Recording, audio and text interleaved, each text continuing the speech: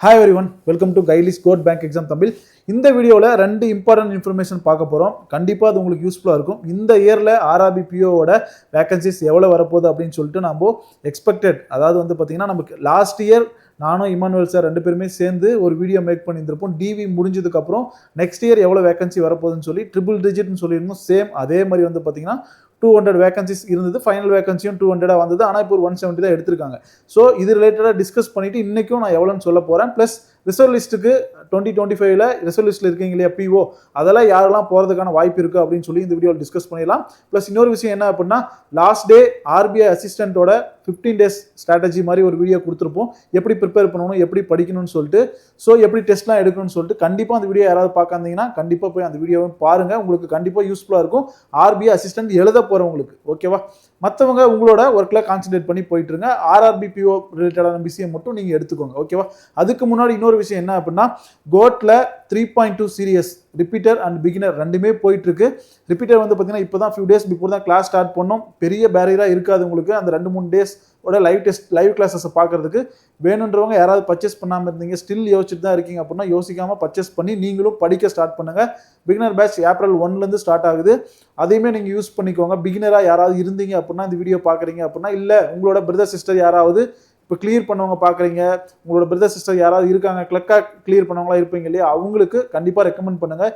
யூஸ்ஃபுல்லாக இருக்கும். நம்மளோட கோட் வந்து பார்த்தீங்கன்னா பர்ச்சேஸ் பண்ணி படிக்க சொல்லுங்கள் ஓகேவா. ஏப்ரல் 1 ஸ்டார்ட் ஆகுது ஓகேவா. அது ரிலேட்டடாக வேறு ஏதாவது டவுட் இருந்தால் ஃபர்ஸ்ட் கமெண்டில் நான் உங்களுக்கு வந்து பார்த்தீங்கன்னா மென்டார் கால் பேக் ஃபார்ம் வைக்கிறேன். அந்த ஃபார்ம் ஃபில் பண்ணிட்டு கூட பர்ச்சேஸ் பண்ணிக்கலாம். இல்லை அப்படின்னா டேரெக்டாக போயிட்டு நம்ம சைட்லேயே பர்ச்சேஸ் பண்ணிக்கலாம் ஓகேவா. எஸ், இப்போ டேரெக்டாக பார்த்துடலாம்.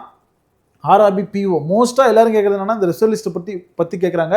ஆனால் இந்த ஆர்ஆர்பி பிஓ 2026 வேகன்சிஸ் எவ்வளோ இருக்கும் அப்படின்னு சொல்லிட்டு நான் உங்களுக்கு சொல்கிறேன். அதுக்கு முன்னாடி ஒரே ஒரு விஷயம் மட்டும் கொண்டு வரேன். 2022 வந்து பார்த்தீங்கன்னா தமிழ்நாடுக்கு வேகன்சிஸ் கிடையாது கைஸ், இதை புரிஞ்சுக்கோங்க. 2023 வந்து பார்த்தீங்கன்னா இனிஷியலாக ஒரு 33 வேகன்சி கொடுத்துட்டு இதுக்கும் கம்மியாக தான் ஃபைனலில் எடுத்தாங்க சரியா. இதே 2024 என்ன பண்ணாங்க அப்படின்னா ஒரு 110 வேகன்சி கொடுத்துட்டு கடைசியில் 194 பேர் எடுத்தாங்க. இதுலையுமே ஒரு வந்து ஃபைனலாக டிவிக்கு ஒரு 4 பேர் பக்கம் கூப்பிடல சரியா. இப்போ 2025 என்ன பண்ணாங்க அப்படின்னா இனிஷியலாக ஒரு வேகன்சி கொடுத்தாங்க. எல்லாமே நமக்கு தமிழ்நாட்டுக்கு கடைசி வரைக்கும் 200 தான் வந்துச்சு சரியா. ஆனால் ஃபைனலாக கூப்பிட்டது என்னமோ 170 பேர் தான். இதில் ஒரு 30 பேர் கூப்பிடல சரியா. இந்த 30 பேர் கூப்பிடல. இந்த 30 பேர் கூப்பிடாது என்ன ஆகும் அப்படின்னா, இங்கே இந்த ரிசர்வ் லிஸ்ட்டில் ஆட் ஆகுமா அப்படின்னா கண்டிப்பாக அது ஆட் ஆகிறதுக்கான வாய்ப்புகள் ரொம்ப ரொம்ப கம்மி சரியா. இங்கே யாரெல்லாம் ஆப்ஷன்டிஸ் இருந்தாங்களோ, ஆப்ஷன் இருக்கும் சரியா, இந்த ஆப்ஷன் யார் இருந்தாங்களோ அவங்க தான் ரிசர்வ் லிஸ்ட் வேகன்சிஸை வந்து பார்த்தீங்கன்னா சரிங்களா இது பண்ண போகிறாங்க, ஃபில் பண்ண போகிறாங்க ஓகேவா. யாராவது ஜாயின் பண்ணிட்டு ரிசைன் பண்ணாலோ அதை ஃபில் பண்ணுவாங்கலாம் கண்டிப்பாக கிடையாது. அவங்க பேக்லாகில் போயிடுவாங்க. யாரெல்லாம் ஆப்ஷன்டிஸோ அவங்க தான். மோஸ்ட்டாக நான் கேட்ட வரைக்கும் என்ன சொன்னாங்கன்னா, ஃபஸ்ட்டு 2 ஷிஃப்டாக நடந்தது, மார்னிங் ஈவினிங் ஆஃப்டர்நூன் சொல்லிட்டு. அந்த ஃபர்ஸ்ட்டில் வந்து பார்த்தீங்கன்னா ஒரு 5 பேர் தான் மோஸ்ட்டாக அட்டன் பண்ணலை.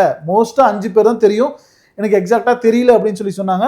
நான் ஒரு 2-3 பேர் நம்ம கோட் ஸ்டூடெண்ட் தெரிஞ்சவங்ககிட்டலாம் கேட்டேன், அவங்க அவ்வளோதான் சொன்னாங்க. ஆனால் ஆஃப்டர்நூனில் வந்து பார்த்தீங்க அப்படின்னா மோஸ்ட்டாக 10+ அட்டன் பண்ணல அப்படின்ற மாதிரி சொன்னாங்க ஓகேவா. ஸோ டோட்டலாக ஒரு 15+ வந்து பார்த்தீங்கன்னா அட்டன் பண்ணாமல் இருக்காங்க. இது எந்த கேட்டகிரி அப்படின்னு சொல்லி நமக்கு தெரியாது சரியா. எல்லாமே இருக்கலாம், பிடபிள்யூடியாக இருக்கலாம், ஓபிசியாக இருக்கலாம், எஸ்சியாக இருக்கலாம், எஸ்டியாக இருக்கலாம், இடபிள்யூஎஸ்ஸாக இருக்கலாம், ஜென்ரலாக இருக்கலாம், எந்த கேட்டகரியாக வேணாலும் இருக்கலாம். அவங்க அட்டன் பண்ணல. 15+ தான் சரியா. இப்போ யாராவது 0.01 அந்த 0.01 இருக்கவங்களுக்கு கண்டிப்பாக வாய்ப்பு இருக்கும், டிஃப்ரென்ஸ் இருக்கிறவங்களுக்கு சரியா. மற்ற கேட்டகரிக்கு எப்படின்னு தெரியல. ஒரு சிலர் வந்து பார்த்தீங்கன்னா டிஃப்ரென்ஸே 0.2 ஸ்டார்ட் ஆகலாம், அவங்களுக்கும் வாய்ப்பு இருக்கும். ஸோ நம்ம எக்ஸாக்டாக ஆர்ஆர்பி பிஓவை சொல்றதுக்கான வாய்ப்புகள் ரொம்ப கம்மி. உங்களுக்கு கண்டிப்பாக சான்ஸ் இருக்குன்னா கண்டிப்பாக நீங்கள் செலக்ட் ஆவீங்க சரியா. ஒரு பெரிய ஓப் இது மேலே வைக்க வேண்டாம். கண்டிப்பாக கூப்பிட்டாங்கன்னா போய் ஜாயின் பண்ணிடுங்க. இல்லை அப்படின்னா ப்ரிப்ரேஷனை பூஸ்டப் பண்ணி படிங்க சரியா. இதவே நினச்சிட்டு இருக்க வேண்டாம் சரியா. கூப்பிட்டாங்கன்னா போய்க்கலாம், ஆனால் அது வரைக்கும் படிங்க. அதுதான் நம்மளோட சைட்லேருந்து சொல்கிறது. யாருக்கும் ஃபால்ஸ் ஹோப் நம்ம கண்டிப்பாக கொடுக்க மாட்டோம். ஸோ 2026 எவ்வளோ வேகன்சிஸ் எக்ஸ்பெக்ட் பண்ணலாம் அப்படின்னு சொல்லிட்டு நம்ம பார்க்கலாம். எஸ், 2026 கண்டிப்பாக ஒரு டீசெண்டான வேகன்சிஸ் வரும்.